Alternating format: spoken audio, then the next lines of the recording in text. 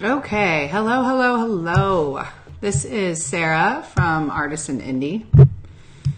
And I am here critiquing the Etsy shop for another Sarah.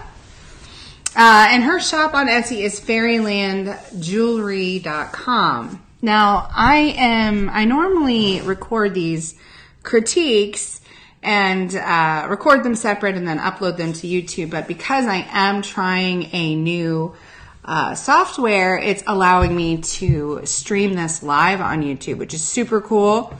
I have no idea if it's working though. So this may be a little different than what I normally do. So I am going to hop onto YouTube really quick from my phone and make sure that this is recording. Because I don't want to, it says live on YouTube, which is there I am. I have no idea. Cool. Okay, super awesome, cool. All right, so I have no idea if anybody is going to be watching. I have never done a YouTube live before, so I'm just gonna do my normal critique and perhaps let's see, here it says I have 2 viewers. Oh my God, that's so cool. All right, well, I'm just going to get to it, and I don't know if there's a way for me to see comments or anything like that, but I'm just going to do what I do, and you guys can kind of watch me, and then maybe if you have comments, I can check them out later. So what we're going to do is we're going to critique this Etsy shop. This is Fairyland Jewelry Shop. Her name is Sarah. She looks like she started on Etsy way back in the very beginning. She had 1,400 sales. So we're going to go over a couple things.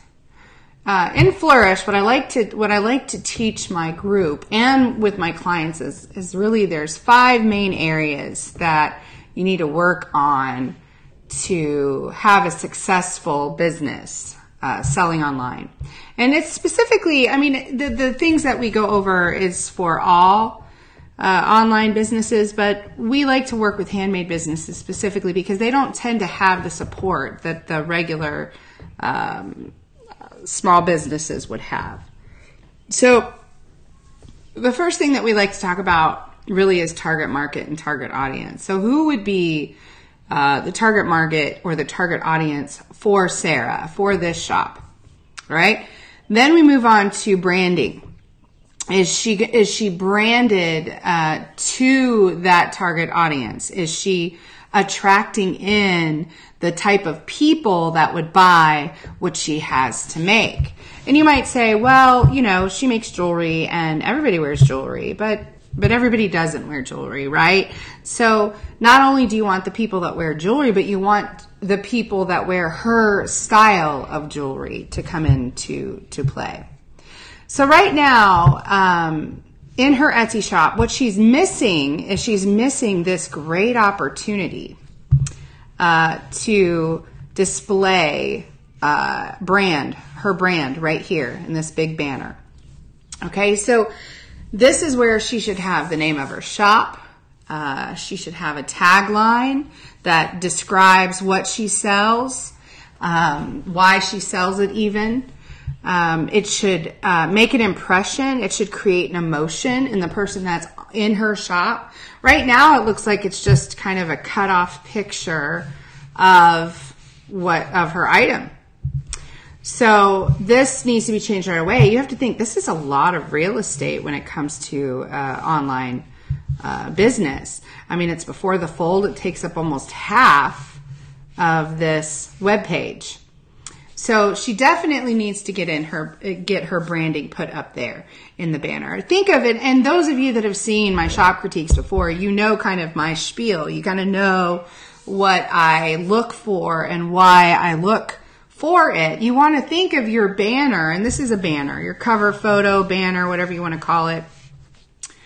Think of that as like the sign above your door if you were to have a physical business. Like if this was the sign that was above her shop in let's say a cute little shopping area, what would that be telling people, right? The cars driving by or the people walking by, they would look up and see this sign, and what do they see? You know, it doesn't say anything. It doesn't say where they are. They're like, what is that exactly? Looks like some cool piece of art, but it's really jewelry, right? So you want to have your branding up here. This is what people look at to know who you are. People that follow you, people that visit you at craft fairs or craft markets, people that maybe you have stuff that's in a store or a boutique.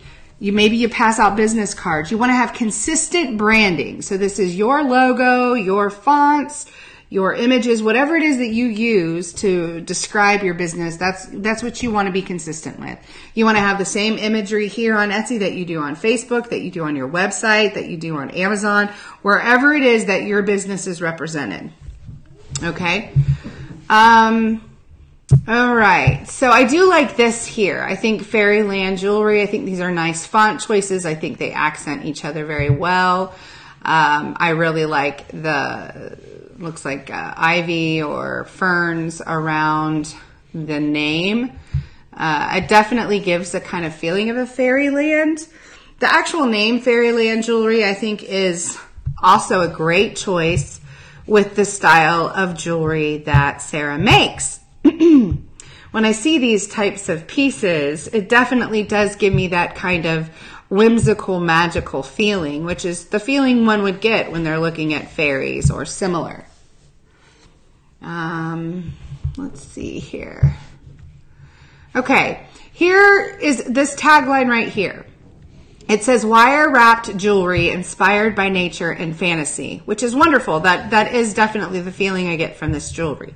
However, you want to use this space here, this line, for more than just saying your tagline. What you want to put in this spot is actual keywords. So keywords are the words that your target audience will be using and typing into the search bar to find what you have to sell. So you have to say, what words are people using to find my stuff?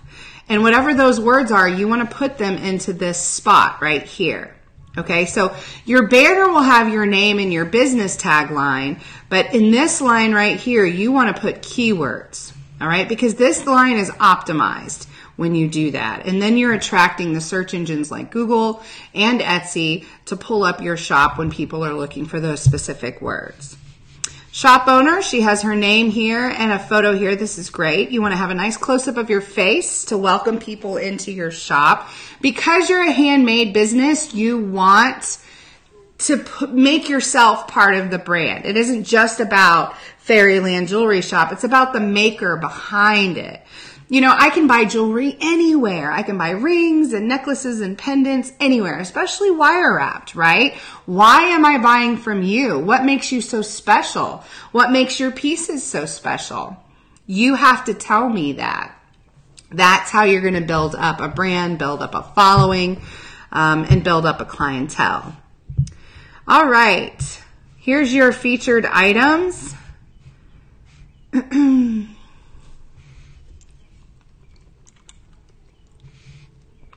All right, so what I want you to do in the featured item section.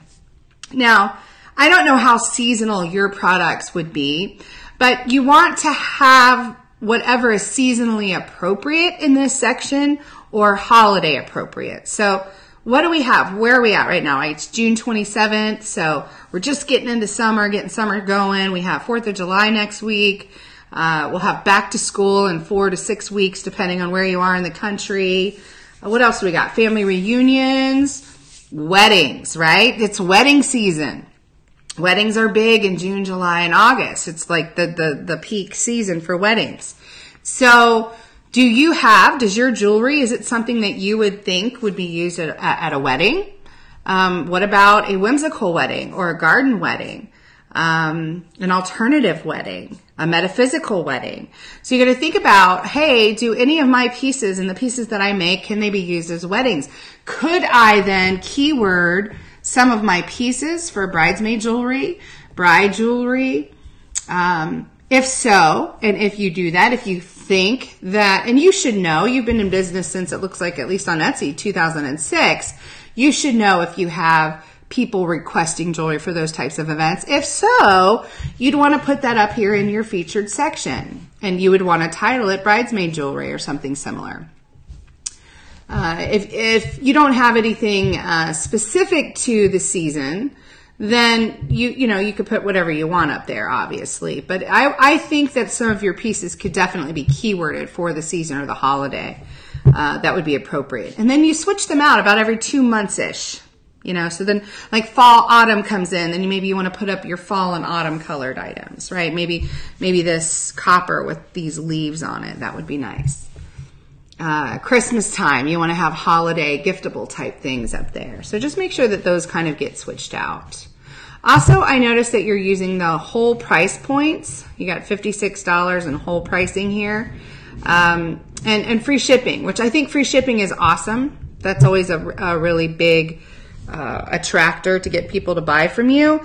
But I would change your prices to use the 99-cent or the 95-cent price point. Now, a lot of people have an issue with that sellers wise, but it's actually, it comes from a pricing psychology.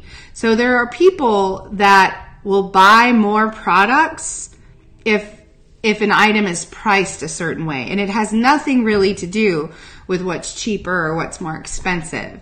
It's just the way that the brain works, and it's the way that we as Americans, well, most of your customers, I'm assuming, are in the US, we are taught when we're calculating things to round. We round up, we round down. So for us in our brain, perhaps more of our subconscious brain, the difference between $72 and $74.95 is nothing. Like in our brain, we're seeing this as just under $75. So if you had this price at $74.95, I would pay it just as quickly as I would at $72. Now, perhaps I wanted to spend under $70, so maybe $69.95 I'd buy, but at $72 I wouldn't because it's just a little too high, right? It sounds silly, and it sounds like, oh, how a few cents, what is it going to matter? Well, it really does matter. You can bump this up to a higher price point that makes more sense in the brain and actually sell more than you would at the lower price point. It's a funny, fickle thing, our brain. This, again, either price it at $49.95, bump it up to $54.95. And honestly, for me, as a sales coach and as an e-commerce educator, I like to see anything over $50 priced in $10 increments. So like this could be priced at $49.95. If it were me in my shop, the next increment I would go up to is $59.95. To me, I feel like if you're going to buy these earrings for $52, you'll also buy them for $59. Either way, they're under $60. So try it, test it out, kind of see where the market lets you go. But these price points just don't look as good as they could. Here, your announcement. So this is kind of a wasted space. There's not a whole lot of text that's visible here. And the truth is that most visitors of Etsy do not click on this button. So I try to have my clients maximize this space the best that they can. That means, put a call of action. Now you have follow me on Instagram, but I can't see your Instagram handle. So I might say, follow us on Instagram to see what new things we're creating and your Instagram handle. Okay. So you want your call to action to be clear, but you want it to be readable without them having to click this button. All right. Down here, you have 63 items. That's a good amount of items. I would keep loading things up, especially as you get prepared for the holiday. I know you're in Flourish, so you're going to be doing the Camp Flourish program with us starting July 1st, where we're going to get your shop all prepared and ready for the holiday season. Super excited for that to start. So we'll go through week by week with little assignments and lessons on how to get our shops fully prepared so that by September 22nd, you are ready to go, and you don't have to worry about your sales or your promotions or what kind of holidays you're going to participate with. You will have that all done. You'll have your product collections ready. You will have your social media and ad graphics made. You will be good to go. I am so excited about that. I cannot wait. All right, so 63 items. Let's see. What you want to do with these section titles is you want to organize them from the smallest or shortest word, which it looks like what you have currently would be flora, down to the longest word, or phrase, which would be this sea glass and pottery. So it looks like it would be flora, and then earrings, and then simply lovely, crystals and shell, and nest adorn, so on and so forth. Shortest to the longest, okay? Now, that being said, I want you to take a really close look at the words that you're using here. Now, when we talk about Etsy optimization and what areas of your site you can optimize to get the attention of the algorithm, this is one of those spaces. So you want to use keywords in these section titles, all right? So sea glass and pottery, what? I would probably maybe break that up. Crystals and shell, what, right? So like I might do a fairy jewelry or fairy earrings or fairy necklaces.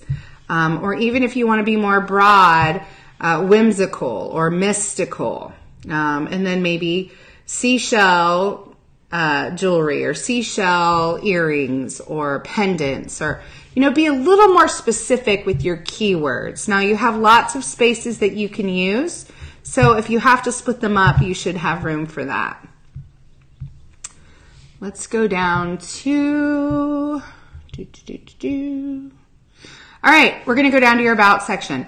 Your About section is one of the most important sections of your website, okay, of your Etsy shop. Because you are a maker, you're a jewelry designer, these designs come out of your brain. They come from your inspiration. You make them with your hands.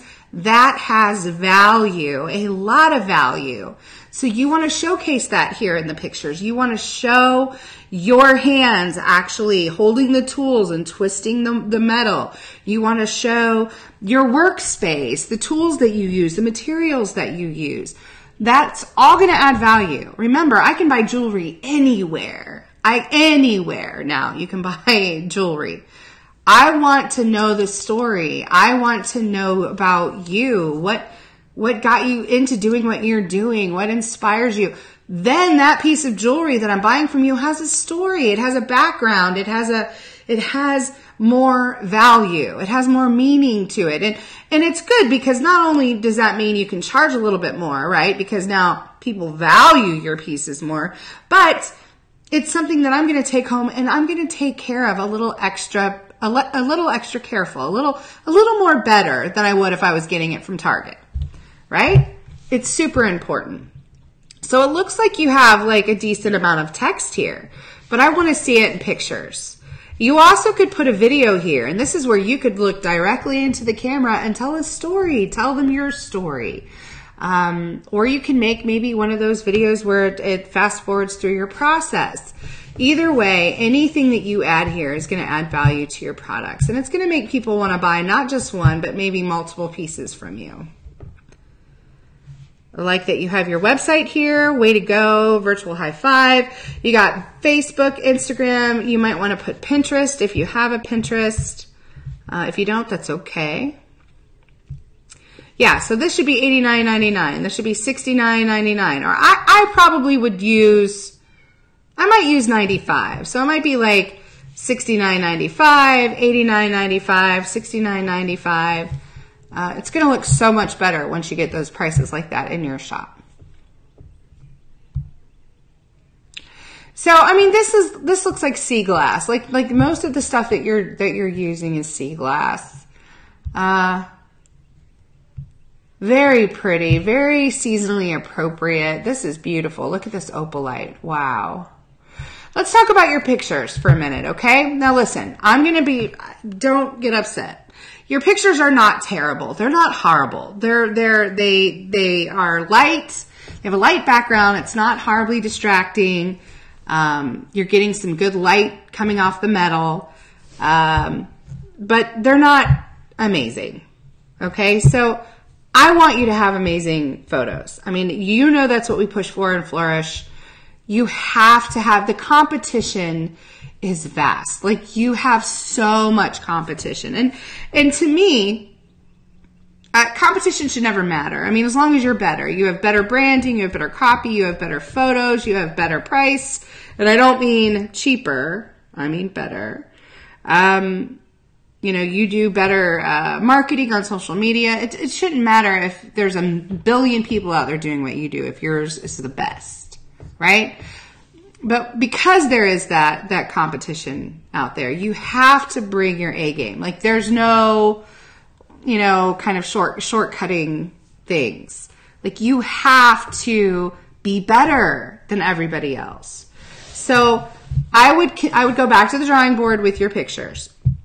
Again, they're not terrible, but they could be better, and they could make your pieces look better. You need better lighting. You need, I think probably a darker gray background may actually be a bit better. And this doesn't mean a dark background, darker as far as the background color, but you still want a lot of light in that picture. I think that would make your pieces pop just a little bit more. Let's see if I can find, and I'll try to find, sometimes I have good luck with this and sometimes I don't, because honestly, like 80% of Etsy sellers do not photograph their items properly. Let's see, is it gonna take me there? All right, let me try to find you a good example.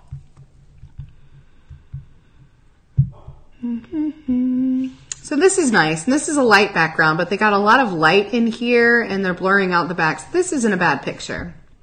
This is not a bad picture either. I'd like to find an example. This is very pretty. Do you see all the natural light in that picture? I don't like that they have it side by side there, but I do like this. Very nice. But let's see if I can find you a darker. Okay, so here's what I'm talking about. You have a darker background, right? Darker background. But see how the metal, the silver, just pops off of that darker background? It really shines. Plus, there's a lot of good lighting in on that. And look at the sea glass. I mean, it looks so brilliant, right? See this here? Darker background, but a lot of natural light in it. I think it makes the piece look like it's a little bit more quality, doesn't it? It looks more quality. It looks more rich, right? That's what you're going for. It's not that something like this isn't a bad photo, but when you compare this to that, this seems better. And it may be the same thing, right? Same kind of sea glass, same metal, but this looks nicer. Why is that? It's because of the photo. And see, when you get stuff like this, it just gets too busy when you add all the props and stuff in there. Now, you can add props in there. You can have more of a lifestyle shot, of course. But see, then we come back to your pictures and they're just kind of blah, you know, not super duper exciting. So that's what you want. Try to go for that. Let's look at your SEO as far as your listings are concerned.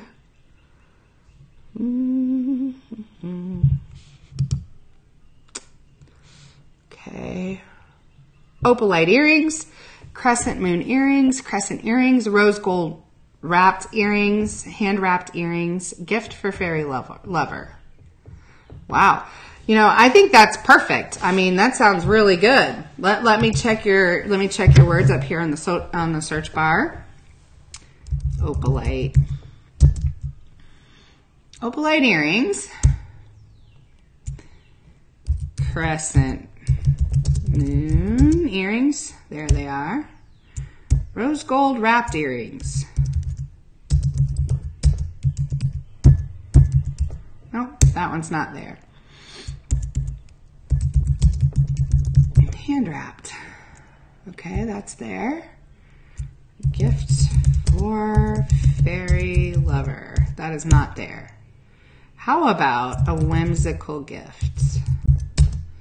Whimsical jewelry. That's a good one. Whimsical gifts is another good one. All right. Now, what you're doing is you have your titles optimized for the way that Etsy has always been teaching us to optimize our titles. Basically put, a good combination of general keywords with some more specific keywords, make them long tail keywords, and use up all the space. And that's what I'm instructing everyone to do. However, there's been rumors. There's been rumors from Etsy themselves that have said the new search engine is going to be eventually favoring the shorter titles. So until that happens, or until we have proof that that happens, I wouldn't say go change all your listings. But eventually I would think that you could call these opalite crescent moon earrings, and that would be enough. Opalite crescent moon earrings. Or even rose gold opalite crescent moon earrings. Because the rumors are that the new titles, that the first keywords in the front of the title will not have more weight over the rest of the titles. So you won't have to keep repeating the same word over and over and over.